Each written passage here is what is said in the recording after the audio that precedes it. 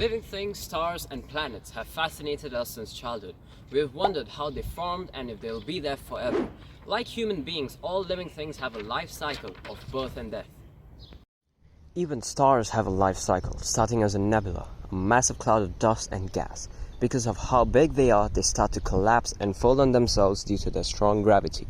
This process releases energy as heat, making the core denser and hotter. The fragments of dust and gas are compressed together, causing them to fuse, creating a protostar. As the temperature increases to 10 million degrees Kelvin, the protostar becomes a main sequence star powered by the fusion of hydrogen atoms into helium at its core. Fusion is when two atoms join together to form a bigger atom. For stars smaller than the Sun, the hydrogen fuel eventually runs out.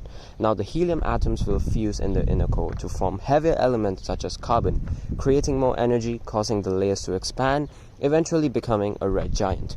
The outer layers of the star are blown away in an explosion called planetary nebula. These are some of the most beautiful things in the universe. All that is left is the core. As the fuel runs out and the star collapses, it becomes a white dwarf. They are stars that have high temperatures and are dead and remnant. Over 1 million years, they cool down, becoming a black dwarf. Stars bigger than the Sun follow a different path. Their gravity is so high that they fuse heavy elements inside their cores, growing bigger and forming a red supergiant. The fusion of elements occurs up to iron, as it has the highest binding energy per nucleon. Once the iron core is formed, the star collapses, creating a rebounding shockwave that outshines the whole galaxy, called a supernova explosion.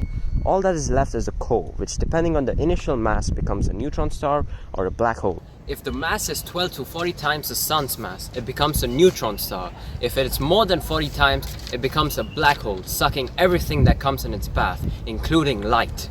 Wait, what? What is happening?